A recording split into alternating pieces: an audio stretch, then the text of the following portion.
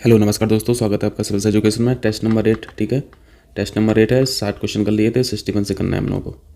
61 पढ़िए। प्रकृति में सबसे सशक्त बल यहाँ पे पूछा है, सबसे स्ट्रॉन्गेस्ट फोर्स जो नेचर में एग्जिस्ट करता है उसके बारे में आपसे पूछा गया है। यहाँ पे ये आपको जो चारों नाम दिख रहे हैं ये नेचर में एग्जिस्ट करते हैं, ठीक है। जैसे इलेक्ट्रिकल फोर्स हुआ, ग्रेविटेशनल फोर्स हुआ, नाप की बल यानी न्यूक्लियर फोर्स और मैग्नेटिक फोर्स। आप इनको भी ऐसे समझ लीजिए, पूरा यूनिवर्स जो है वो इन बलों पर ही सदा हुआ है, ठीक है। इसके अलावा इसमें 2-3 चीज़ें और आपको जानना बहुत ज़रूरी है, तब आपको ये कॉन्सेप्ट समझ में आएगा। आप जानते हैं कि यूनिवर्स में जो भी चीज़ एग्जिस्ट कर रही है वो मैटर के फॉर्म में है। मैटर्स पढ़ते हो ना, मैटर यानी पदार्थ, पदार्थ के फॉर्म में एग्जिस्ट करती है, ठीक है। और हर मैटर किससे बना है? ये एटम से बना है, ठीक। और अगर आप एटम के भी अंदर घुस जाएंगे तो एटम के अंदर आपको न्यूक्लियस मिलेगा, ठीक है। उस न्यूक्लियस के चारों तरफ इलेक्ट्रॉन्स ऑर्बिट कर रहे हैं, ठीक है। न्यूक्लियस किससे बना होता है हम लोग जानते हैं, प्रोटॉन और न्यूट्रॉन से, ठीक है। यानी दुनिया में जो भी चीज़ एग्जिस्ट कर रही है, जो भी आपको दिख रहा है वो सब कुछ इससे बना है। इवन आप जो कपड़े पहने हैं वो भी एटम से बना हुआ है, ठीक है। क्योंकि ये सब क्या है ना, हिडन फोर्स है, फिजिक्स के कॉन्सेप्ट है, दिखता है नहीं आंखों से, ठीक है। तो ये पस्ती नहीं है बातें फिजिक्स की, लेकिन आपको सीखना तो पड़ेगा ही। यहाँ पे कोई भी फोर्स आपको दिख थोड़ी ना रहा, ठीक है। अब भाई यहाँ पे एटम को आपने देख लिया, यहाँ पे न्यूक्लियस देख लिया आपने, इलेक्ट्रॉन देख लिया, प्रोटॉन देख लिया, न्यूट्रॉन देख लिया। अब आपको यहाँ पे ये देखना है कि न्यूक्लियस के अंदर, न्यूक्लियाई के अंदर ये जो प्रोटॉन और न्यूट्रॉन है ये अलग अलग क्यों नहीं होते हैं, ये भाग क्यों नहीं जाते हैं, ये एक दूसरे से बंधे क्यों हुए हैं, ये बाइंडिंग नेचर में क्यों है? ये सिर्फ और सिर्फ एक वजह से है, वो है न्यूक्लियर फोर्स की वजह से, ठीक है। तो आपने सीखा कि न्यूक्लियर फोर्स जो है वही रिस्पॉन्सिबल है न्यूक्लियाई के अंदर प्रोटॉन और न्यूट्रॉन को बांधने के लिए। आपने एक फोर्स और पढ़ा होगा, इलेक्ट्रोमैग्नेटिक फोर्स, ठीक है। इसको बताना जरूरी है इसलिए बता रहा हूँ। इलेक्ट्रोमैग्नेटिक फोर्स के बारे में आप लोग क्या जानते हैं? ये रिपल्सिव नेचर का होता है। रिपल्सिव नेचर का होता है यानी रिपल्सिव नेचर का मतलब है इलेक्ट्रोमैग्नेटिक फोर्स एटम के अंदर प्रोटॉन और न्यूट्रॉन को अलग करने की कोशिश करता है, दूर करने की कोशिश करता है, लेकिन नहीं कर पाता। क्यों? इसके वजह से, न्यूक्लियर फोर्स की वजह से। अगर न्यूक्लियर फोर्स ना रहेगा तो electromagnetic force in proton neutron को एटम से अलग अलग कर देगा, फार अवे कर देगा। और अगर ऐसा हो जाएगा तो पूरा यूनिवर्स कोलैप्स हो जाएगा, एग्जिस्ट नहीं करेगा कुछ भी। इसका मतलब है कि न्यूक्लियर फोर्स है वो अपने आप में बहुत स्ट्रॉन्ग फोर्स है, इसको कोई नहीं तोड़ सकता। अगर एक टूट गया तो सब चौपट। और बात इतनी कम डिस्टेंस पे हो रही है तो आपको ये भी ध्यान रखना है कि न्यूक्लियर फोर्स जो है वो स्ट्रॉन्ग कंडीशन में कब रहता है? जब डिस्टेंस बहुत शॉर्ट हो, बहुत शॉर्ट हो। प्रोटॉन न्यूट्रॉन का देख रहे हो ना, एटम अपने आप में इतना टाइनी पार्टिकल है, उसके अंदर फिर न्यूक्लियस, यानी बहुत कम डिस्टेंस की बात हो रही है, फर्मी मीटर में बात हो रही है, ठीक है। फर्मी मीटर में एक्टिवेट रहता है न्यूक्लियर फोर्स। तो आपको यहाँ पे याद रखना क्या, ये एक्टिवेट रहता है फोर्स फर्मी मीटर डिस्टेंस पे, ठीक है, बहुत कम डिस्टेंस पे, जिसको हम लोग आंखों से देख नहीं सकते। अगर हम ग्रेविटेशनल फोर्स की बात करें तो ये अर्थ है, ठीक है। ये अर्थ है, आप ऊपर से टपक रहे हैं नीचे, तो आप क्यों टपक रहे हैं? पुल की वजह से, अट्रैक्शन की वजह से, ग्रेविटेशनल फोर्स की वजह से। यानी इसमें आपने क्या सीखा? ग्रेविटेशनल फोर्स ज़्यादा डिस्टेंस पे वर्क कर लेता है, लेकिन न्यूक्लियर फोर्स अभी आपने देखा ये फर्मी डिस्टेंस में बात हो रही है, ठीक है। और कोई फोर्स कितना मजबूत है कितना कमज़ोर है ये इस बात से मेजर किया जाता है कि उसकी प्रोटॉन और न्यूट्रॉन को बांधने की क्षमता कितनी है, ठीक है। तो आप अभी जाने कि न्यूक्लियर फोर्स की जो क्षमता है प्रोटॉन और न्यूट्रॉन की बांधने की वो सबसे ज़्यादा है, ठीक है। जितने भी नेचर में फोर्स एग्जिस्ट कर रहे हैं, हिडन फोर्सेस एग्जिस्ट कर रहे हैं, उन सभी में सबसे ज़्यादा क्षमता प्रोटॉन और न्यूट्रॉन को बांधने की न्यूक्लियर फोर्स की है, ठीक है। इसलिए सबसे मजबूत फोर्स कौन हुआ? Nuclear force. और आप लोग जानते हैं कि पूरा यूनिवर्स जो है वो एटम से ही सदा हुआ है, ठीक है। एटम पे ही पूरा सदा हुआ है। जैसे आप लोग सेल पढ़ते होंगे, बायोलॉजी में सेल पढ़ते हैं, कोशिका पढ़ते हैं। सेल के बारे में आप लोग क्या समझते हैं कि जितने भी लिविंग ऑर्गेनिज्म है उसकी जो बेसिक यूनिट है, फंक्शनल यूनिट है, वो क्या है? वो सेल है, कोशिका है। कोशिका ही नहीं रहेगी तो लिविंग ऑर्गेनिज्म कहाँ रहेगा? ऐसे ही आप एटम को समझ सकते हैं, ठीक है, ठीक है। यूनिवर्स को सस्टेन करने के लिए जो बेसिक यूनिट है वो एटम है, ठीक है। और एटम को एटम के फॉर्म में बना के कौन रखा है? Nuclear force. इसलिए न्यूक्लियर फोर्स सबसे मजबूत होने के साथ साथ पूरे ब्रह्मांड के सर्वाइवल के लिए भी रिस्पॉन्सिबल है, ठीक है। चलिए, तो आपने देखा सबसे स्ट्रॉन्गेस्ट फोर्स कौन है? न्यूक्लियर फोर्स, ठीक है। यानी यहाँ पे सी ऑप्शन करेक्ट हो जाएगा, ठीक है। समझ में आया? आगे बढ़ें। चलिए 62 जल्दी से देखिए, इसको मैं रेज कर लूँ पहले। यहाँ पे एक कोशिकीय यानी यूनिसेलुलर और prokaryotic, eukaryotic, multicellular, Monera, Protista, कवक, कवक यानी फंजाई, इनकी बात होनी है यहाँ पे, ठीक है। तो हमें थोड़ा सा सीखना पड़ेगा इसमें। आप यहाँ पे मोनेरा देख रहे हैं, प्रोटेस्टा देख रहे हैं, कवक देख रहे हैं। यहाँ पे आप इनके जब एग्जांपल्स जानेंगे तो आपको आइडिया लगेगा कि यहाँ पे माइक्रोस्कोपिक लेवल की बात हो रही है, ठीक है। माइक्रोस्कोपिक लेवल पे जो ऑर्गेनिज्म एग्जिस्ट कर रहे हैं अर्थ पे, जो लाइफ एग्जिस्ट कर रही है ऑर्गेनिजम्स की, आप जो बेसिक यूनिट जानते हैं लिविंग ऑर्गेनिज्म की, ऑल लिविंग ऑर्गेनिज्म की, वो क्या है? वो आप सेल जानते हैं, ठीक है, कोशिका जानते हैं। और सेल के बारे में आप ये भी जानते हैं कि एक छोटा सा रूम है, ठीक है। एक छोटा सा रूम है जिसमें बहुत सारी चीज़ें हैं। इस छोटे से रूम में आप डीएनए पढ़ते हैं, आप सेल मेम्ब्रेन पढ़ते हैं, आप लाइसोसोम पढ़ते हैं, राइबोसोम पढ़ते हैं, गोल्जी बॉडी पढ़ते हैं, साइटोप्लाज्म पढ़ते हैं, रेटिकुलम, ये सब पढ़ते हो ना, एंडोप्लास्टिक रेटिकुलम वगैरह, न्यूक्लियस पढ़ते हैं। तो बस यहाँ पे बस यही देखना है कि कौन से सेल में आउटर सेल है, सेल वॉल है, किस में न्यूक्लियोइड है, किस में साइटोप्लाज्म है, ये सब चीज़ें इसमें दिखनी है, ठीक। क्योंकि अलग अलग जीवों में सेल का स्ट्रक्चर अलग अलग होता है। मोनेरा कोई एक जीव नहीं है, मोनेरा अपने आप में एक किंगडम है। ऐसे ही प्रोटेस्टा कोई एक जीव नहीं है, ये भी अपने आप में एक किंगडम है, जगत है, ठीक है। प्रोकार्योटिक एक्चुअली क्या है, लैटिन वर्ड है, ठीक है। इस शब्द को अगर आप तोड़ेंगे तो इस शब्द में प्रो का मतलब होता है प्रोकार्योटिक, प्रो का मतलब होता है बिफोर, ठीक है, ये समझते हैं। कार्योटिक, कार्योटिक में एक शब्द कार्यन, ठीक है, कार्यन। इस पर बहुत ज़्यादा ध्यान नहीं देना, बस इतना जानना है कि कार्यन का मतलब होता है न्यूक्लियस, ठीक है, न्यूक्लियस या न्यूक्लियाई।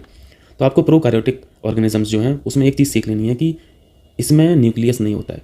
यहाँ बिफोर न्यूक्लियस का मतलब एवोल्यूशन से है, एवोल्यूशन समझिए। एवोल्यूशन आप लोग जानते हैं, जब एंशियंट टाइम में जीवों का, ऑर्गेनिजम्स का उद्भव हुआ तो उनमें न्यूक्लियस नहीं पाया जाता था, ठीक है। वहीं पे ये वाला सेंस है बिफोर न्यूक्लियस। बिफोर न्यूक्लियस वाले जीवों से पहले जो जीव थे वो प्रोकैरियोटिक जीव थे, ठीक है। लेकिन ऐसा नहीं है कि ये आज एग्जिस्ट नहीं कर रहे हैं, ये आज भी एग्जिस्ट कर रहे हैं। इनका तो बस एवोल्यूशन बताएं कि ये पहले आ गए थे। और इस चीज़ से आप लिंक कर सकते हो कि जिनकी उत्पत्ति या जिनका उद्भव सबसे शुरुआती दौर में हुआ है या सबसे पहले हुआ है, उनका स्ट्रक्चर बहुत कॉम्प्लेक्स नहीं होता है, ठीक है। उनका स्ट्रक्चर बहुत कॉम्प्लेक्स नहीं होता था, यानी इनका स्ट्रक्चर कैसा हुआ, सिंपल हुआ as compared to eukaryotic. Structure का मतलब समझ रहे हो ना, ये सेल के अंदर जो दुनिया भर की चीज़ें पड़ी है ना, इसमें बहुत सारी चीज़ें नहीं होती हैं प्रोकैरियोटिक में। यूकैरियोटिक में आपको सब मिल जाएगा। यहाँ पे स्ट्रक्चर से मतलब ये है, सिंपल और कॉम्प्लेक्स से मतलब ये है। और ये यूकैरियोटिक सेलों से, यूकैरियोटिक जीव जो हैं उनसे बहुत छोटे होते हैं, ठीक है। तो यहाँ पे मैं स्मॉल भी लिख दे रहा हूँ। सारे एक एक पॉइंट ध्यान से समझते रहना, ठीक है। और मोनेरा किंगडम का सबसे बड़ा एग्जाम्पल कौन है, बैक्टीरिया, ठीक है। बैक्टीरिया वेरी वेरी इंपॉर्टेंट, याद रखना है। ये प्रोकैरियोटिक हैं, मोनेरा है, मोनेरा किंगडम का एक जीव है, ठीक। इतना सीखा। यूकैरियोटिक को आप तोड़ेंगे तो यू प्लस कार्यन मिलेगा, ठीक है ना, आप लोग समझ चुके हैं। ये न्यूक्लियाई होता है, ठीक है। और यू का मतलब होता है ट्रू, यानी इसमें ट्रू न्यूक्लियस होता है। यानी आपने क्या सीख लिया, यूकैरियोटिक सेल जो है उसमें न्यूक्लियस होता है, ठीक है। और न्यूक्लियस रहेगा तो बहुत सारी चीज़ें अपने आप आ जाएंगी। डीएनए के वहाँ पे जो कंप्लीट जो स्ट्रैंड होते हैं वो सब उसमें मिलेंगे, ठीक है। तो यूकैरियोटिक जीव का एक एग्जांपल इन्होंने प्रोटिस्टा दिया है, ठीक है। प्रोटिस्टा अपने आप में एक बहुत बड़ी किंगडम है। जैसे इसके एग्जांपल्स में बात करें तो fungi, very very important, fungi. और बताएंगे मलेरिया किससे होता है, प्रोटोजोआ से। प्रोटोजोआ संघ के जो ऑर्गेनिजम्स हैं या फिर फंजाई हैं, ये सब प्रोटिस्टा किंगडम के ही ऑर्गेनिजम्स हैं, ठीक है, जीव हैं। जैसे आपने एक प्रोटोजोआ का नाम सुना होगा, नाम बताएंगे जिससे मलेरिया होता है। मलेरिया किस प्रोटोजोआ से होता है वो आपको पता होना चाहिए। जैसे आपने एक प्रोटोजोआ का नाम सुना होगा, प्लाज्मोडियम फाल्सीफेरम। यहाँ पे मैं लिख दूँ, क्या नाम सीखा, प्लाज्मोडियम फाल्सीफेरम। ये क्या है, एक प्रोटोजोआ है जिससे मलेरिया होता है, ठीक है। मलेरिया याद आ रहा है, ये तो पढ़ते रहते हो ना एमसीक्यूज में। ये क्या है, प्रोटिस्टा, प्रोटिस्टा किंगडम का एक जीव है, ठीक है, समझ में आया। तो यहाँ पे याद रखना, यूकैरियोटिक के जो एग्जांपल्स हैं वो फंजाई होते हैं, प्रोटोजोआ होते हैं, ठीक है। और प्रोकैरियोटिक में आपने एग्जांपल सीखा बैक्टीरिया का, ठीक। तीसरा पॉइंट में यहाँ पे कवक लिखा है, नहीं फंजाई। यूकैरियोटिक सेल्स जो है वो यूनिसेलुलर भी होती हैं और मल्टी सेलुलर भी होती हैं, ठीक है। तो यहाँ पे यूकैरियोटिक में मल्टी सेलुलर जो एग्जांपल्स है वो कवक का है, ठीक। यूकैरियोटिक के एग्जांपल्स दो पढ़े ना आपने, कौन कौन से पढ़े, फंजाई पढ़ा और प्रोटोजोआ पढ़ा। तो फंजाई जो है वो आपने क्या सीखा, ये मल्टी सेलुलर है। यूकैरियोटिक तो है ही लेकिन मल्टी सेलुलर है। वो आपने जो प्रोटोजोआ पढ़ा, और प्रोटोजोआ ये यूनिसेलुलर है, ठीक। तो अब तो हो जाएगा ना। तो यहाँ पे क्या हो जाएगा, सभी सही है ना। पहला पॉइंट मोनेरा लिखा है, मोनेरा किंगडम एक कोष की है, प्रोकैरियोटिक, बिल्कुल। प्रोटिस्टा यूकैरियोटिक है, एक कोष की है, ठीक है। कवक जो है वो मल्टी सेलुलर है, यूकैरियोटिक है, ठीक। चलिए आगे करते हैं, तो इसके तीनों हो जाएंगे, ठीक है। चलिए 63 पे आ जाइए जल्दी से। ये तो आसान है, नहीं पूछा है मैचिंग में। तो आपने सूर्योदय और सूर्यास्त के समय पे जो सूरज का रंग लाल होता है, ये किसके कारण होता है, ये तो भाई स्कैटरिंग के कारण होता है ना। आपको पता है कि रेड कलर का स्कैटरिंग बहुत कम होता है, स्कैटरिंग यानी विकिरण, ठीक है। रेड कलर का स्कैटरिंग सबसे कम होता है, ठीक है। यानी ये एक जगह इकट्ठा रहता है, ठीक, इसलिए दूर से दिख भी जाता है, इसलिए सिग्नल्स की लाइट्स रेड होती हैं। और बाकी कलर जो हैं उनका स्कैटरिंग बहुत ज़्यादा है, ठीक है, इसलिए ये जो कलर है ये डिस्पर्स कर जाता है, ठीक है, कॉन्सेंट्रेट नहीं हो पाता, इसलिए दूर से दिखाई नहीं देता। तो स्कैटरिंग का ये रोल होता है। तो यहाँ पे इसके सामने क्या लिखा है, TIL लिखा है, टोटल इंटरनल रिफ्लेक्शन, पूर्ण आंतरिक परावर्तन के कारण थोड़ी ना होता है। हम लोगों ने क्या सीखा, स्कैटरिंग के कारण होता है, ठीक है। तो डी पॉइंट यहाँ पे गलत मैच है, तो डी सही हो जाएगा, बाकी सब सही मैच है। तारों का टिमटिमाना, अपवर्तन यानी रिफ्रैक्शन में आप लोग जानते होंगे कि इसमें क्या होता है, इसमें जो चीज़ जैसी होती है आपको वैसे ना दिख के कुछ दूसरे फॉर्म में दिखती है। अगर इस तरह का नेचर है किसी एक्टिविटी का तो वो रिफ्रैक्शन से होता है, ठीक है। थोड़ा मतलब मोटा मोटा याद रखने के लिए, जैसे एग्जाम्पल्स दें, तारे टिमटमाते थोड़ी ना है लेकिन आपको दिखते हैं टिमटमाते हुए, यानी यहाँ पे जो चीज़ जैसी है वो वैसे नहीं दिख रही है, ठीक है, आपको कुछ अलग फॉर्म में दिख रही है, तो ये रिफ्रैक्शन से हो जाएगा। जैसे आप एक एग्जांपल बाल्टी का पढ़ते होंगे, बाल्टी में पानी भरा हुआ है, ठीक है, इसमें लोहे की छड़ पड़ी है या फिर सिक्का पड़ा है, तो वो ऐसा लगता है कि ऊंचाई पे है, लगता है ना, उतनी गहराई पे नहीं दिखता। तो यहाँ पे भी वही चीज़ हो रही है ना, जो जैसी चीज़ें आपको वैसे ना दिख के किसी अदर फॉर्म में दिख रही है, तो ये भी किससे होगा, अपवर्तन से, ठीक है, यानी रिफ्रैक्शन से। यानी जहाँ पे उल्लू बनाने वाली बात हो ना, वहाँ पर रिफ्रैक्शन मार दिया करो यदि कुछ भी नहीं आ रहा है तो। इस तरह की बहुत सारी एक्टिविटी में अपवर्तन आंसर हो जाता है, ठीक। बी ऑप्शन यहाँ पे इंद्रधनुष का दिखना, रेनबो। रेनबो में वैसे तीनों एक्टिविटी होती है, ठीक है, रिफ्लेक्शन भी होता है, ठीक है, रिफ्लेक्शन भी होता है, और टोटल इंटरनल रिफ्लेक्शन भी होता है इंद्रधनुष में। लेकिन आपको यहाँ पे मेजर पार्ट जो याद रखना है वो परावर्तन का रखना है, ठीक है। बी करेक्ट ऑप्शन है। आकाश एवं समुद्र का नीला रंग, और ए ऑप्शन है आकाश और समुद्र का नीला रंग। तो ये तो सही है स्कैटरिंग, ठीक। गलत बताना था, गलत हम लोगों ने फाइंड आउट कर लिया। चलिए आगे बढ़िए, हो जाएगा ना। चलिए 64 आ जाइए, इस तरफ है। 64 में क्या है? प्लाज्मा झिल्ली, साइंस के क्वेश्चन है। प्लाज्मा झिल्ली यानी प्लाज्मा मेम्ब्रेन के बारे में पूछ रहे हैं, ठीक है। पहले तो ये समझना पड़ेगा ना कि प्लाज्मा झिल्ली है क्या है, प्लाज्मा मेम्ब्रेन क्या है। इसको सेल मेम्ब्रेन भी बोलते हैं, ठीक है। सेल मेम्ब्रेन, मेम्ब्रेन से आप लोग समझ रहे होंगे कि ये एक मेम्ब्रेन है जो सेल में है। सेल के ऊपर मान लो ये सेल है, सेल के ऊपर एक परत है, ठीक है, इसको मेम्ब्रेन बोल रहे हैं। जो कर क्या रही है, सेल का जो आउटर एनवायरनमेंट है और सेल का जो इंटरनल एनवायरनमेंट है इसको सेपरेट कर रही है, ठीक है। इतना हमें समझ में आ रहा है। आउटर एनवायरनमेंट से आप लोग इधर बाहर मत आ जाना, ठीक है। शरीर के अंदर ही हो रहा है सब। अब वो शरीर चाहे प्लांट का हो चाहे वो एनिमल का हो, ठीक है। इतना सीखा, फिर आप लोगों को एक क्वेश्चन आ सकता है ना माइंड में कि जो मटेरियल फ्लो कर रहा है अंदर, ट्रांसपोर्ट ऑफ मटेरियल है, वो इसके अंदर भी तो जाना जरूरी है, नहीं तो मर नहीं जाएंगे, ये सेल डेड हो जाएगी ना। तो इससे मतलब क्या समझ में आ रहा है? इसका मतलब है कि ये जो आउटर, ये जो लेयर है जिसे हम लोग सेल मेम्ब्रेन बोल रहे हैं, ये परमिएबल नेचर की है, परमिएबल नेचर की है। परमिएबल भी नहीं बोलना चाहिए, सेमी परमिएबल बोलना चाहिए, ठीक है। परमिएबल से समझ रहे हो, यानी पोरस समझ लो आप, ठीक है। पोरस, पोरस तो समझ रहे होंगे, यानी मटेरियल एंटर कर सकता है, ठीक है। मटेरियल का ट्रांसपोर्ट हो सकता है, ठीक है। मटेरियल का ट्रांसपोर्ट अलाउ रहता है, इसीलिए तो सेमी परमिएबल है, ठीक है। और कौन मटेरियल अंदर जाएगा कौन मटेरियल बाहर आएगा ये सेल डिसाइड करती है, ठीक है। वो उनके काम है, अब वो उन पर छोड़ दो, नहीं तो उन लोग इतने डॉक्टर बन जाएंगे। और ये मेम्ब्रेन किससे बनती है? ये प्रोटीन से बनती है, ठीक है। ये लिपिड से बनी होती है, ठीक है। प्रोटीन और लिपिड से बनी होती है ये जो सेमी परमिएबल मेम्ब्रेन है, या फिर जो सेल को ढके हुए है चारों तरफ से, ठीक है, बाहर से, आउटर से। तो यहाँ पे 1 हो जाएगा और 2 हो जाएगा, ठीक हो जाएगा ना। अब चलिए 65 आ जाइए जल्दी से। ये तो बहुत आसान है। ए बी को यूनिवर्सल क्या बोलते हैं? डोनर बोलते हैं, ठीक है। और ए बी को यूनिवर्सल गेनर बोलते हैं, यानी ओ ग्रुप के जो लोग हैं वो किसी को भी अपना खून दे सकते हैं, ठीक है। ए बी ग्रुप वाले जो लोग हैं वो किसी भी ग्रुप का खून ले सकते हैं। आप ब्लड के बारे में जानते होंगे, ठीक है। ब्लड किससे बना है? आरबीसी से बना है, ठीक है। ब्लड किससे बना है? डब्ल्यूबीसी से भी बना है, ठीक है। और इसमें क्या रहता है? इसमें जल्दी से बताइए, प्लेटलेट्स भी रहता है। यानी 3 कंपोनेंट हैं ब्लड के, प्लेटलेट्स, आरबीसी, डब्ल्यूबीसी और प्लेटलेट्स। ये तीनों की तीनों चीज़ें किसमें होती हैं? लाल रंग के लिक्विड में, ठीक है, जिसे बोलते हैं क्या? प्लाज्मा। किसी भी शरीर में यदि ब्लड की पहचान करना है कि आपका कौन सा ग्रुप है तो क्या देखा जाता है? उसके लिए एंटीबॉडी देखी जाती है, ठीक है। और एंटीजन की जरूरत पड़ती है, ठीक है। एंटीजेंस ये आप लोग समझते होंगे। एंटीबॉडी तो हम लोग सीख लिए, कोरोना ने हम लोग को सिखा दिया कि एंटीबॉडी जल्दी से शरीर में बना लो। ऐसा क्यों बोल रहा है? क्योंकि ये शरीर के डिफेंस सिस्टम है, ठीक है। इम्यून सिस्टम को ये मजबूत रखते हैं, आपके इम्यून सिस्टम को अलर्ट रखते हैं, ठीक है। यदि कोई भी फॉरेन सब्सटेंस आ रहा है तो उसको पहचान लेते हैं लोग, ठीक है, उसको डिस्ट्रॉय कर देते हैं। और एंटीजन आप लोग पता है ये क्या है? ये रोगाणु होते हैं, ठीक है। ये रोगाणु है, एंटीजन से ही तो लड़ना होता है एंटीबॉडीज़ को, ठीक। जैसे कोरोना वायरस क्या था? एक एंटीजन है, ठीक है, एंटीजन था। लेकिन ये मत समझना कभी कि एंटीजन हमेशा ही नुकसानदायक होते हैं। एंटीजन आपकी बॉडी में ऑलरेडी प्रेजेंट है, ठीक है। ये भी प्रोटीन है, ठीक है। एंटीबॉडीज़ भी प्रोटीन है और एंटीजन्स भी प्रोटीन ही है, यानी प्रोटीन मॉलिक्यूल्स होते हैं सब। और ये आप आरबीसी देखा था आपने? आरबीसी, ठीक है। आरबीसी इस तरह की रहती है, ठीक है। इसका जो आउटर सरफेस है, यहाँ पे डॉट डॉट कर रहा हूँ, इसका जो आउटर सरफेस है यहाँ पे एंटीजन चिपके होते हैं, ठीक है। एंटीजन यहाँ पे चिपके होते हैं। अब इतना याद रखो, एंटीबॉडीज जो है, एंटीबॉडीज इस लिक्विड में है, ठीक है, यानी प्लाज्मा में है। सीखा आपने, ठीक। अब जिनके पास ए ग्रुप वाला ब्लड ग्रुप है, यानी उनके पास आप ये भी कह सकते हो कि ए टाइप की उनके पास एंटीजन है, ठीक है। ए टाइप की एंटीजन है और बी टाइप की एंटीबॉडी है, ठीक है। अब एंटीबॉडी कहाँ पे है ये आपको समझ में आ रहा है। प्लाज्मा जो लिक्विड भरा है इसमें एंटीबॉडीज रहती हैं और एंटीजन जो है वो आरबीसी के ऊपरी सतह पर चिपकी रहती हैं। इसी तरह बी ग्रुप वाले इंसान में क्या होगा? बी टाइप का एंटीजन रहेगा, ठीक है, बी टाइप का एंटीजन रहेगा और ए टाइप की एंटीबॉडी रहेगी, ठीक। एंटीजन एंटीबॉडी आप लोग समझते हैं, अभी हम लोगों ने सीखा।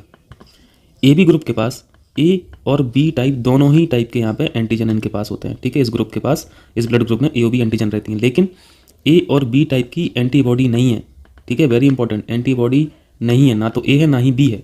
और ओ ग्रुप में जो लोग हैं उनके ब्लड में अपोजिट हो जाता है ए बी के, यानी यहाँ पे ए और बी टाइप के जो एंटीजन होते हैं वो दोनों ही एंटीजन नहीं है इनके पास, लेकिन इनके पास ए और बी दोनों टाइप की एंटीबॉडीज़ प्रेजेंट हैं, एंटीबॉडी प्रेजेंट है। ये जब ब्लड ट्रांसफ्यूजन होता है, यानी ब्लड एक दूसरे को जब हम लोग देते हैं, तो ये एक्चुअली हो क्या रहा है? यहाँ पे मिक्सिंग ऑफ ब्लड हो रहा है ना। आप दूसरे को ब्लड दे रहे हैं अपना, उसका जो ब्लड है और आपका ब्लड है वो जाके अंदर मिक्स करेगा। तो जो उसको जो जरूरत थी आपने वही ब्लड दिया तब तो ठीक है। अगर दूसरे ग्रुप का ब्लड अगर वो पा गया तो फिर क्या होगा? यहाँ पे तबाही मच जाएगी। किसकी? एंटीजन और एंटीबॉडीज़ में रिएक्शन हो जाएगा, ठीक है। और क्या होगा अल्टीमेटली? यहाँ पे ब्लड क्लॉटिंग हो जाएगा, ब्लड क्लॉटिंग, ठीक है। अब इसके बाद हम लोग बहुत इंपॉर्टेंट सीखने वाले हैं। अब आपको यहाँ पे समझ में आएगा कि हम अगर ए ग्रुप वाले इंसान को बी ग्रुप वाला ब्लड दे दें तो क्या तबाही मचेगी। अगर किसी इंसान के पास ए टाइप की एंटीजन ऑलरेडी अवेलेबल है, ठीक है, उसके ब्लड में ए एंटीजन है, और दूसरे किसी इंसान का उसके पास ब्लड आ रहा उसमें भी ए एंटीजन है, उसमें भी ए एंटीजन है, तो कोई दिक्कत नहीं है, ठीक है, कोई भी दिक्कत नहीं है। ऐसे ही अगर किसी इंसान के ब्लड में बी टाइप की एंटीबॉडी है, बी टाइप की एंटीबॉडी है, और दूसरे इंसान का ब्लड इंसान में जा रहा और उसके पास भी बी टाइप की एंटीबॉडी है, तो कोई भी दिक्कत नहीं, ठीक है, कोई भी दिक्कत नहीं। अब दूसरा केस लीजिए, किसी इंसान के पास ए टाइप की एंटीजन है, ठीक है, ए टाइप की एंटीजन है, अगर इसको आप ए टाइप की एंटीबॉडी भी दे देंगे, ए टाइप की एंटीबॉडी भी दे देंगे, तो क्या होगा, ये एंटीबॉडी इस ए एंटीजन को खा जाएगी पूरा। समझ में आ रहा ना, ये खा जाएगी। इसी प्रकार किसी इंसान के पास बी टाइप का एंटीजन है, ठीक है, और दूसरे ब्लड से बी टाइप का एंटीबॉडी भी आ गया, ठीक है, बी टाइप का एंटीबॉडी भी आ गया, तो ये बी टाइप का एंटीबॉडी इस बी टाइप के एंटीजन को खा जाएगा। तो अल्टीमेटली क्या होगा, आपका हो जाएगा ब्लड सेल्स डेड, ठीक है, खून मर जाएगा, गुच्छा बन जाएगा खून का शरीर में, ठीक है, क्लॉट कर जाएगा। अब आ जाओ यहाँ पे जल्दी से। एक एक्स आदमी है जिसका ब्लड ग्रुप ए है, एक बाई आदमी है जिसका ब्लड ग्रुप बी है, ठीक है। एक्स को खून की ज़रूरत है, ठीक है, बाई का खून उसके पास पहुँच गया। अब देखो क्या तबाही मचेगी। एक्स के पास क्या है, ए ग्रुप का है, और उसके पास ए एंटीजन है, ठीक है। अब बाई का खून जा रहा, और बाई के खून में क्या है, ए टाइप की एंटीबॉडी है। ए टाइप की एंटीबॉडी जब इस ए एंटीजन से मिलेगी, ए टाइप के एंटीजन से, तो क्या होगा, खत्म कर देगा, ए एंटीबॉडी इस ए एंटीजन को खत्म कर देगी, ठीक है। ऐसे ही एक्स के पास ए ग्रुप है और उसके पास बी टाइप की एंटीबॉडी है, ठीक है, और इसके पास खून जाना है बाई का जिसके पास बी टाइप की एंटीजन है, तो ये दोनों मिलकर क्या करेंगे, आपस में ख़त्म कर लेंगे, ठीक है। ये बी टाइप की एंटीबॉडी इस बी टाइप के एंटीजन को खा जाएगी, और अल्टीमेटली होगा क्या, क्लॉटिंग हो जाएगी ब्लड की, ठीक है, और मृत्यु तय है फिर, ठीक है। ए को किस से दिला दो, ए को ओ से दिला दो और ए से दिला दो, ठीक है। बी को आप ओ से दिला दो, बी से दिला दो, ए बी को आप ओ से दिला दो, ए बी से दिला दो, ठीक है, और ओ को केवल ओ से दिला दो, ठीक है। यहाँ पे ग्रहण करना पूछा है, सिर्फ कहाँ से ग्रहण कर सकते हैं, किस ग्रुप से, तो वो ए है, ठीक। चलिए पॉज कर लेना, मिला लेना, ठीक है। चलिए 66 देखिए जल्दी से, यहाँ पे क्या पूछें, 66 देखिए, टेली चिकित्सा से संबंधित हम लोग को बताना। टेली से आप लोग समझते होंगे, टेली चिकित्सा यानी दूर से चिकित्सा की बात कर रहे हैं, ठीक है। इसका मतलब समझ रहे हैं, आजकल टेक्नोलॉजी आप लोग जान ही रहे हैं, video conferencing, BC video conferencing से सामने डॉक्टर रहेंगे स्क्रीन के, और जहाँ पेशेंट होगा वहाँ भी स्क्रीन रहेगी, ठीक है। वहाँ पे डॉक्टर यहाँ से डायरेक्ट मेन डॉक्टर से कंसल्ट कर सकते हैं, ठीक है। तो ये दूर से हो गया, एक एग्जांपल हो गया, ये दूर से चिकित्सा वाला। डॉक्टर के पास अगर समय नहीं है तो वो जहाँ पे भी है वहाँ से भी वो हेल्प कर सकता है, ठीक है। चलिए तो पहला पढ़िए पॉइंट, यह आधुनिक प्रौद्योगिकी एवं दूरसंचार का प्रयोग कर स्वास्थ्य सेवाओं को प्रदान करती है, ठीक है। अभी हम लोगों ने देखा इसका सर्वप्रथम प्रयोग 1977, ये कोई मतलब नहीं है इस तरह का, ये क्या पूछने का मतलब, ये कौन याद रखेगा कि टेलीमेडिसिन कब स्टार्ट हुई थी। तो यहाँ पे सॉल्यूशन में 1970 लिखा है, ठीक है, तो ये पॉइंट गलत हो गया। तीसरा पॉइंट जो है, विकसित और विकासशील दोनों देशों में सुदूरवर्ती क्षेत्रों में स्वास्थ्य सुविधाओं को सुलभ बनाती है, ठीक है। अब तो हर जगह सुलभ बनाएगी, तो यहाँ पे पहला और तीसरा करेक्ट है, ठीक, पहला तीसरा सही हो गया। 67 देखिए, उष्णकटिबंधीय प्रदेशों में बाढ़ग्रस्त धान के खेतों में पाए जाने वाले मृदा जीवाणुओं में शामिल है। उष्णकटिबंधीय प्रदेश यानी ट्रॉपिकल जोन की बात कर रहे हैं। आपको पता है मिट्टी में रहने वाले जो ऑर्गेनिजम्स हैं वो नाइट्रोजन फिक्सेशन वाले जो बैक्टीरिया हैं, जैसे आपने एजोटोबैक्टर पढ़ा होगा, ठीक है, एजोटोबैक्टर, आपने क्लोस्ट्रीडियम पढ़ा होगा, आपने साइनोबैक्टीरिया पढ़ा होगा, है ना, ये सब है। ये सारे ऑर्गेनिजम्स जो हैं वो क्या है, ये नाइट्रोजन फिक्सेशन के लिए बहुत उपयोगी है। नाइट्रोजन फिक्सेशन ये तो जानते होंगे ना, नाइट्रोजन स्थिरीकरण। चलिए कभी और डिस्कस कर लेंगे। यहाँ पे ये भी साइनोबैक्टीरिया भी है, एनाबेना भी है, एजोटोबैक्टर भी है, यहाँ पे डी ऑप्शन हो जाएगा करेक्ट, ठीक। अभी नाइट्रोजन फिक्सेशन से बस इतना ही समझ लीजिए, जो अपने वातावरण में नाइट्रोजन है, ठीक, इस नाइट्रोजन को प्लांट्स डायरेक्टली एब्जॉर्ब नहीं कर पाते हैं, ठीक है। इसका फॉर्म चेंज करना पड़ता है पहले नाइट्रेट में, ठीक है। तो नाइट्रेट वाला काम ये सब यहीं से होता है, वो कभी साइकिल पढ़ाएंगे तब उसमें देखेंगे, ठीक। अभी बस इतना समझ लीजिए, एनवायरनमेंट की जो नाइट्रोजन है उसको प्लांट्स डायरेक्टली ग्रेस्प नहीं कर पाते हैं, ठीक। चलिए 68 देखिए, निम्नलिखित में से कौन सा जीव ग्रीष्म निष्क्रियता नहीं दर्शाता है। ग्रीष्म निष्क्रियता मतलब समझ रहे हैं, इंग्लिश में से बोलते हैं एस्टिवेशन, ठीक है। इसका सिंपल सा मीनिंग होता है गर्मी में जो सोते हैं जानवर वो, ठीक है। यानी यहाँ पे मैं समर स्लीप लिख दे रहा हूँ, समर स्लीप। इस मौसम में, सीजन में, समर के टाइम पे कुछ जानवर ऐसे होते हैं जो जिनका मेटाबॉलिज्म जो प्रोसेस होता है, मेटाबॉलिक प्रोसेस जो होता है वो बहुत लो होता है, ठीक है, मतलब वो इनएक्टिव स्टेट में रहते हैं।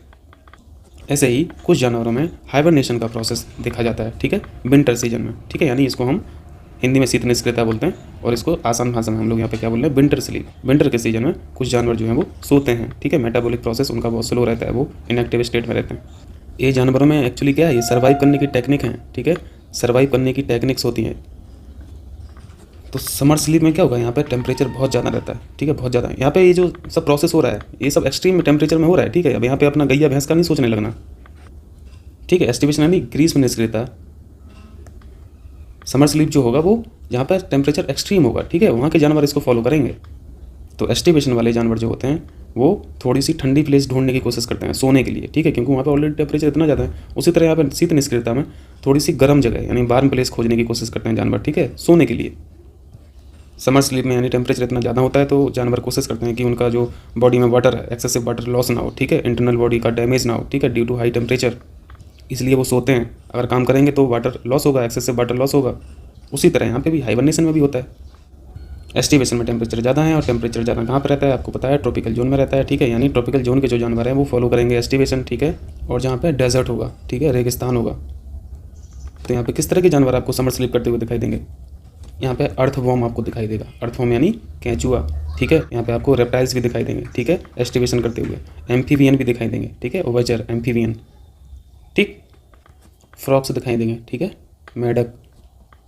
और आप हाइबरनेशन में देखेंगे जो ठंडियों में सोते हैं दबा के, उनके एग्जाम्पल्स क्या हैं। सबसे बड़ा एग्जाम्पल तो है भालू का, ठीक है, बियर्स का। स्क्वेरल यानी स्क्वेरल को क्या बोलते हैं, गिलहरी, ठीक है, गिलहरी एग्जाम्पल है हाइबरनेशन का, ठीक है। रैकून्स हुआ, और बैट्स हुई, बैट्स यानी चमगादड़, ठीक, समझ में आया। चलिए अब जल्दी से क्वेश्चन कर लीजिए। यहाँ पे नहीं पूछा है, और ग्रीष्म निष्क्रियता के बारे में पूछा है, यानी ये एग्जाम्पल्स देख लीजिए, हम लोगों ने पढ़ा। रेप्टाइल्स, मगरमच्छ क्या है, रेप्टाइल है, तो ये तो समर स्लीप करते हैं, एस्टिवेशन करते हैं, तो ये तो है, ठीक है। और यहाँ पे सैलागैंडर नहीं होता है भाई, यहाँ पे गलत है, सैलामेंडर है, ठीक है, सैलामेंडर होता है। सैलामेंडर एक छिपकली की तरह होता है, वो भी रेप्टाइल ही है, ठीक, इमेज नहीं है, नहीं तो मैं दिखा था। सैलामेंडर भी ये ग्रीष्म निष्क्रियता करते हैं, ठीक है, समर स्लीप करते हैं। केंचुआ अभी आपने देखा एक एग्जाम्पल अर्थवॉर्म का, ठीक। चमगादड़ का एग्जाम्पल आपने कहाँ देखा, यहाँ पे देखा, यानी हाइबरनेशन में देखा, ठीक है, ना कि एस्टिवेशन में। आंसर क्या हो जाएगा, डी ऑप्शन हो जाएगा, ठीक। चलिए आगे 69 देखिए जल्दी से। जल में ऑक्सीजन की वह मात्रा जो उपस्थित कुल कार्बनिक पदार्थों के ऑक्सीजन के लिए आवश्यक है, क्या गलत है। ये ऑक्सीजन नहीं है, यहाँ पे ऑक्सीडेशन लिखा है, ठीक है। आप पढ़िए क्वेश्चन तो समझ में आएगा। एक वाटर बॉडी है, ठीक है, वाटर बॉडी में बहुत सारी स्पीसीज हैं, फ्लोरल भी हैं, ठीक है, और फॉनल भी हैं। इनको ऑक्सीजन की जरूरत पड़ेगी कि नहीं पड़ेगी, बिल्कुल पड़ेगी। तो इन ऑर्गेनिजम्स को जितनी ऑक्सीजन की जरूरत है उसको तो बोलते हैं बीओडी, ठीक है, बायोलॉजिकल ऑक्सीजन डिमांड, जो पहले ऑप्शन में दिख रहा है आपको। और इन स्पीसीज में सबसे बड़ा एग्जाम्पल बैक्टीरिया का बैठा है, ठीक है, ठीक है, इतना समझ में आया। अब इस वाटर बॉडी में इन स्पीसीज के अलावा ऑर्गेनिक मैटर भी तो हैं, ठीक है, जो स्पीसीज हैं वो भी तो रिलीज कर रही हैं ऑर्गेनिक मैटर, ठीक है। तो इस ऑर्गेनिक मैटर को ऑक्सीडाइज करने के लिए जितनी ऑक्सीजन की ज़रूरत होती है उसको बोलते हैं COD, केमिकल ऑक्सीजन डिमांड, ठीक है। यानी यहाँ पे बी ऑप्शन के बारे में पूछा गया था आपसे, ठीक है, कार्बनिक पदार्थ यानी ऑर्गेनिक मैटर। चलिए ठीक है, चलो 70 पे आ जाओ जल्दी से। 17वां क्वेश्चन देखिए, फाइटो निष्कर्षण, हिंदी में बोलते हैं फाइटो एक्सट्रैक्शन। कमाल के होते हैं ऐसे प्लांट्स, इनका काम देखिए। सॉइल में जितने पॉल्यूटेंट रहते हैं, खासतौर से मेटल पॉल्यूटेंट जो रहते हैं, ये प्लांट्स क्या करते हैं, इन मेटल्स को जो सॉइल में यहाँ पे पॉल्यूटेंट की तरह वर्क कर रहे हैं उनको एक्सट्रैक्ट कर लेते हैं, ठीक है, एक्सट्रैक्ट कर लेते हैं और अपनी पत्तियों में जमा कर लेते हैं, ठीक है, ठीक। ऐसे प्लांट को बोलते हैं पॉल्यूटेंट एक्युमुलेटिंग प्लांट्स, ठीक है, समझ में आया। इन प्लांट्स, इन पौधों की दुनिया भी बड़ी इंटरेस्टिंग है, बदकिस्मती से हम लोग बहुत कुछ जानते नहीं इनके बारे में, ठीक है। तो यहाँ पे पहला पॉइंट देखिए, यही हो जाएगा, पादपों द्वारा सॉइल से धातु पोषकों को लेकर पत्तियों में जमा करना, पॉल्यूटेंट एक्युमुलेटिंग प्लांट्स याद रखना, ठीक है। चलिए 71 आइए जल्दी से। पहला पॉइंट पढ़िए, पर्यावरणीय प्रभाव आकलन, इनके बारे में पढ़ा होगा, इसके बारे में पढ़ा है कि नहीं पढ़ा एनवायरनमेंट में, ये बहुत बहुत सुपर टॉपिक है। इंग्लिश में बोलते हैं एनवायरनमेंट इम्पैक्ट असेसमेंट, ठीक है, EIA के नाम से जानते हैं इसे।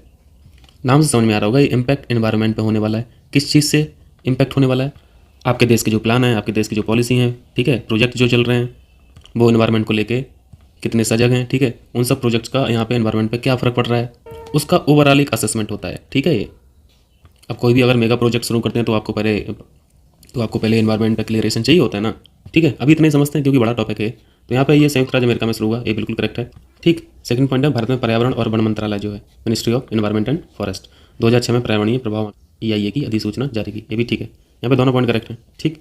तो चलिए आगे बढ़ लेते हैं, सी पॉइंट हो गया। 72 जैव विविधता यानी बायोडाइवर्सिटी का सबसे महत्वपूर्ण पहलू क्या है। बायो से मतलब समझते हैं, बायो यानी लाइफ, लाइफ यानी किस में है, फ्लोरा में भी है, ठीक है, फ्लोरा में भी है और फोना भी है, ठीक है, यानी वनस्पति और जंतु जगत की बात हो रही है, ठीक है। डाइवर्सिटी मतलब समझते होंगे, डाइवर्सिटी यानी इनकी नंबर ऑफ स्पीसीज बहुत ज़्यादा है, फ्लोरल और फोनल स्पीसीज बहुत ज़्यादा हैं, तो उसे विविधता बोलते हैं। जैसे किसी जगह पे 2 तरीके की स्पीसीज हैं, ठीक है, और किसी दूसरी जगह पे 10 स्पीसीज हैं, ठीक है, तो इस जगह को ज़्यादा बायोडाइवर्स बोला जाएगा, ठीक है, और इस जगह को कम बायोडाइवर्स बोला जाएगा, ठीक। इतना हम लोगों को समझ में आता है। और जहाँ पे डाइवर्सिटी ज़्यादा रहती है वहाँ पे इकोसिस्टम स्ट्रांग रहता है ना, इकोसिस्टम मजबूत रहता है। फूड वेब स्ट्रांग रहती है, ठीक है, फूड चेन स्ट्रांग रहती है। इन दो की वजह से इकोसिस्टम ओवरऑल मजबूत रहता है, ठीक है। तो यहाँ पे कौन सा ऑप्शन हो जाएगा? डी ऑप्शन, ठीक।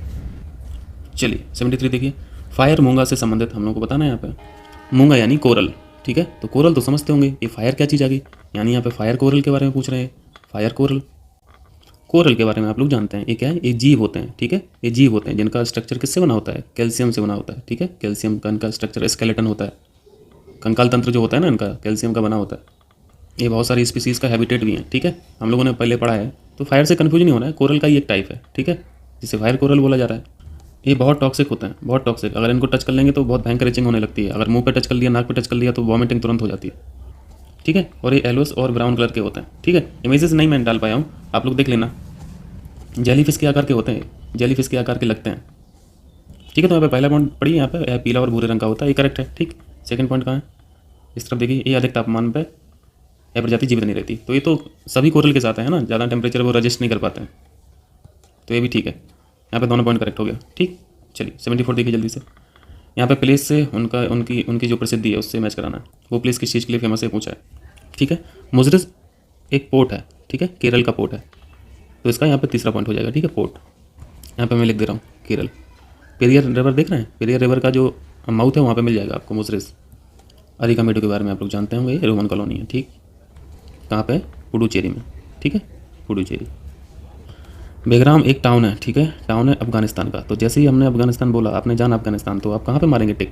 गांधार कला पे, ठीक है, हम लोग हिस्ट्री में पढ़े हैं। और खोतान यानी सिल्क रूट, ठीक है, सिल्क रूट कहाँ पे? चाइना। ये हो जाएगा इसका, ठीक है, मिला लेना पॉज करके, ठीक। चलो आगे करते हैं हम लोग। 75 देखिए जल्दी से। 75 में अमरावती स्तूप के बारे में पूछ रहे हैं, ठीक है। सबसे पहले अमरावती स्तूप को देख लीजिए, इसको देखिए, ये पिक्चर है अमरावती स्तूप की, ठीक है। अमरावती स्तूप tourist place in Andhra Pradesh, Andhra Pradesh भी याद रखना है। और भी इमेजेस पड़ी होंगी, ये अमरावती स्तूप है, ठीक है। चलिए, आपको बताया लेटर मोर के बाद कौन आए थे? सातवाहन, ठीक है, सातवाहनों ने इनको बनवाया था, ठीक है। और अमरावती के बारे में आप लोग जानते हैं, तो कैपिटल ही है ना, कैपिटल है आंध्र प्रदेश की। और ये सिचुएटेड जो है वो रिवर बैंक पे है, कृष्णा नदी के, ठीक है। पहला पॉइंट पढ़िए, प्राचीन साहित्य में एंशियंट लिटरेचर में इसे धान्य कटक कहा जाता था, ठीक है। तो ये नया फैक्ट है, इसको याद रखना, ठीक है, धान कटक। सेकंड पॉइंट हम लोगों ने अभी सीखा, थर्ड पॉइंट भी हम लोगों ने सीखा, ठीक है। लेटर मौर्य के बाद सातवाहन और इक्ष्वाकु जो वंश आए उनके द्वारा ये डेवलप किया गया था, ठीक। यहाँ पे तीनों पॉइंट करेक्ट है, डी ऑप्शन हो जाएगा इसका, ठीक है। चलिए 76 देखिए, आसान सा क्वेश्चन है, ठीक है। देवगढ़ का दशावतार मंदिर हम लोगों ने सब किया है दृष्टि पीसीएस में। देवगढ़ का दशावतार मंदिर वेरी इंपॉर्टेंट। जहाँ से गलत है इसको तो सबसे पहले काट लो, ठीक है। ये आज भी अपडेट नहीं कर रहे हैं, कॉपी पेस्ट चल रहा है। जब ललितपुर सेपरेट डिस्ट्रिक्ट नहीं हुआ करता था, झांसी का पार्ट हुआ करता था, ठीक है, तब का ये आंसर यहाँ पे उन्होंने लिख दिया। और देवगढ़ का दशावतार मंदिर जो है वो ललितपुर में है, ना कि झांसी में, ठीक। तिगवा का विष्णु मंदिर सुपर इंपॉर्टेंट, बहुत पूछता है, ठीक है, जबलपुर में है, टूरिस्ट प्लेस है, बहुत फेमस है। भितरगांव की हम लोगों ने इमेज देखी थी, ठीक है, वेरी वेरी इंपॉर्टेंट। इसके बारे में हम लोगों ने क्या फैक्ट पढ़ा था? ये भारत का पहला मंदिर है जो ईंटों से बना है, ठीक है। इसको ब्रिक टेम्पल बोलते हैं, India's first brick temple, very very important, ठीक है। वही कानपुर में, गुप्तों ने बनाया था इसको, ठीक है, गुप्तों ने बनाया था। देवगढ़ का मंदिर भी गुप्त काल का ही है, गुप्तों ने बनाया था। तो पहला पॉइंट बिल्कुल करेक्ट है, सेकंड पॉइंट भी बिल्कुल करेक्ट है। डी ऑप्शन है भूमरा का शिव मंदिर। भूमरा का शिव मंदिर पन्ना में ना हो कि कहाँ पे? सतना में है, ठीक है, सतना एमपी में। पन्ना गलत मैच है यहाँ पे, ठीक है। तो यहाँ पे दो आंसर गलत हैं, ठीक, यानी सी ऑप्शन भी गलत है, डी ऑप्शन भी गलत है। आंसर की वाले सी को सही दे रहा है, लेकिन उन्होंने अपडेट नहीं किया, आप कर लेना। चलिए हो गया ये, ठीक है। तो फिर इतना ही रहने देते हैं, ठीक है। 76 हम आप लोगों को समय पर वीडियो नहीं दे पा रहे हैं, इसलिए हम बहुत माफ़ी चाहते हैं और क्षमा प्रार्थी भी हैं। बट हमसे जितना हो पा रहा है और जितना हमारे पास समय मिल रहा है हम उतना कर रहे हैं आप लोगों के लिए, ठीक है। फिर मिलते हैं कल, बहुत बहुत शुक्रिया आप लोगों का।